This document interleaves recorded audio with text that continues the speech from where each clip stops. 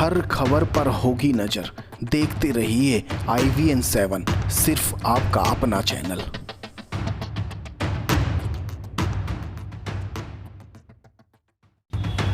Doctor साहब 5/6/2020 को आपके ऊपर एक गौ हत्या का मुकदमा दर्ज हुआ था, जो कि बीते 5 वर्ष पूर्व 31/10/2015 की घटना दिखाई गई थी। इसमें कल माननीय न्यायालय का एक आदेश आया है, जिसमें उसमें FR लगा दी गई है। क्या है वो पूरा प्रकरण? देखिए, मैं सम्मानित मीडिया बंधुओं के माध्यम से अपनी आवाज जनता तक पहुंचाना चाहता हूं। लोगों को समाज सेवा और जब लोग राजनीति करते हैं, देश और राष्ट्र की रक्षा के लिए कार्य करते हैं, तब उन लोगों को बहुत कुछ सहना पड़ता है, बहुत कुछ उत्पीड़न का शिकार होना पड़ता है, शोषण का शिकार होना पड़ता है।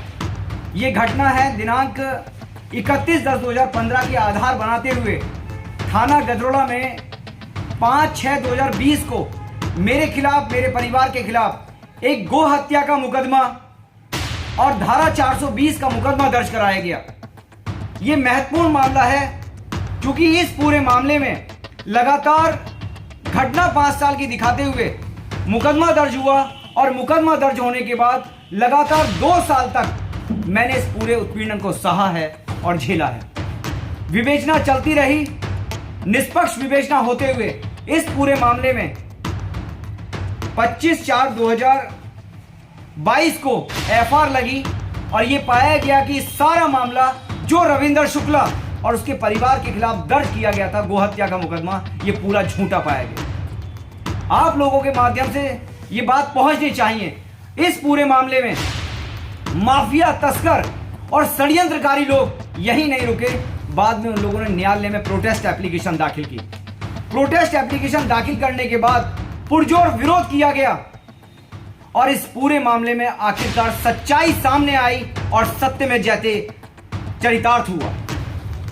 बाद में इस पूरे मामले में अमरोहा न्यायालय द्वारा, मैं मीडिया को दिखाना चाहूंगा, माननीय न्यायालय CJ महोदय द्वारा इस पूरे मामले में जो पुलिस ने विवेचना की थी, सही तथ्यों के आधार पर FR को मंजूर किया और आज ही आपके सामने मैं प्रमाणित प्रतियां दिखा रहा हूं।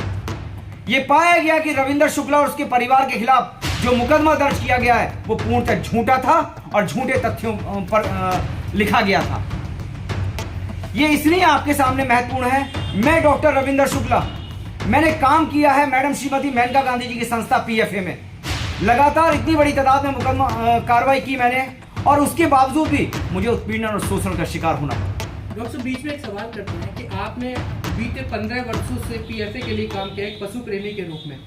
उस बीच आपने लगभग 400 मुकदमे पशु तस्करों के खिलाफ दर्ज कराए, लेकिन ऐसा क्या हुआ? क्योंकि पिछली सरकार समाजवादी की सरकार रही थी, बसपा की भी सरकार रही थी, और अब BJP सरकार में आने के बाद 2020 में आपके ऊपर ये झूठा मुकदमा दर्ज हुआ। क्या माना जाए इसको? किस रूप में देखते हैं? देखिए, मैं युवाओं से कहना चाहता हूं, मैं लोगों से कहना चाहता हूं, बहुत अच्छा प्रश्न है आपका। जब लोग समाज के लिए काम करते हैं, देश के लिए काम करते हैं, नगर गांव के लिए काम करते हैं, तो उन लोगों को शोषण और उत्पीड़न का शिकार होना पड़ता है। मैंने काम किया है, ये योगी सरकार में मेरे पर मुकदमा हुआ, लेकिन मुझे माननीय योगी आदित्यनाथ जी पर पूरा भरोसा था, सरकार शासन पर मुझे भरोसा था कि निष्पक्ष विवेचना होगी, निष्पक्ष जांच होगी, और हुआ भी यही। भले ही चाहे घटना सपा सरकार की दिखाते हुए कुछ भ्रष्ट लोगों ने मुकदमा मेरे खिलाफ, षड्यंत्रकारियों ने दर्ज कराया, कुछ भूमाफियाओं ने, कुछ माफियाओं ने, आप जानते हैं कि मैं एक लंबी लड़ाई लड़ रहा हूं, मुकदमा दर्ज हुआ, लेकिन मुझे योगी आदित्यनाथ जी पर पूरा भरोसा था। पूरी निष्पक्ष जांच हुई और जांच होने के बाद ये मामले में FR लगी और न्यायालय ने भी आपके सामने एक आदेश पारित कर दिए हैं, जिसमें FR को मंजूर किया गया और समस्त तथ्यों के आधार पर यह पाया गया कि रविंदर शुक्ला के खिलाफ जो गो हत्या का मुकदमा दर्ज किया गया था वह पूर्णतः झूठा था। जिन लोगों ने आपके खिलाफ मुकदमा दर्ज कराया, अब जांच में वो फर्जी पाएगा तो आप उनके खिलाफ कार्रवाई के लिए क्या? देखिए, बिल्कुल, जिन माफियाओं ने, जिन लोगों ने एक गठजोड़ बनाकर, एक सिंडिकेट बनाकर ये मुकदमा दर्ज कराया था, उनके खिलाफ उचित वैधानिक कार्रवाई मैं माननीय न्यायालय द्वारा, सरकार शासन द्वारा अमल में लाने के लिए तुरंत तैयारी में हूं और उनके खिलाफ कठोर से कठोर कार्रवाई मैं करवाऊंगा। और निश्चित है कि उन दोषियों को, जो लोग गोरक्षकों को फंसाना चाहते थे भारतीय जनता पार्टी की सरकार में, उन लोगों के खिलाफ उचित कार्रवाई होगी और कार्रवाई होने के बाद मुझे भरोसा है कि उन पर निश्चित कड़ी कार्रवाई की जाएगी। डॉक्टर साहब कि पूर्व में जो अफसर थे, पुलिस के अधिकारी थे, वो आप जिस तरीके से मुकदमे दर्ज कराते थे उस बात को लेकर भी वो नाराज थे।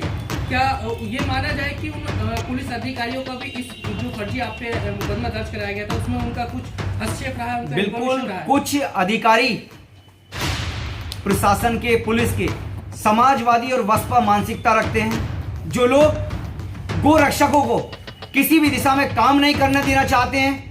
भारतीय जनता पार्टी की जब से सरकार आई है, गो रक्षकों की आवाज हमेशा मुखर हुई है और मैं एक अधिवक्ता होने के नाते कानून के दायरे में रहते हुए सदैव गो रक्षा का काम किया है। सैकड़ों की तादाद में आप सब भी जानते हैं कि मैंने पशु तस्करों को जेल की सलाखों में भिजवाया है, तो उनके षड्यंत्र, उनके उत्पीड़न को हर समय मुझे झेलना पड़ा है।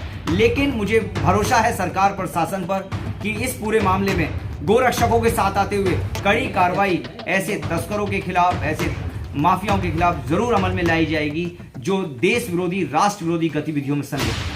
रविंद्र जी, एक सवाल ये भी है, जो सातरपुर गौशाला में करीब 100 गायों की मौतों की बात सामने आई थी, लेकिन उसमें अगर डॉक्यूमेंटली बात की जाए तो करीब 66 गाय उसमें मामला सरकार शासन की जांच चल रही है उस पर, और जो भी होगा मुझे भरोसा है कि सरकार और शासन उचित कार्रवाई करेगा।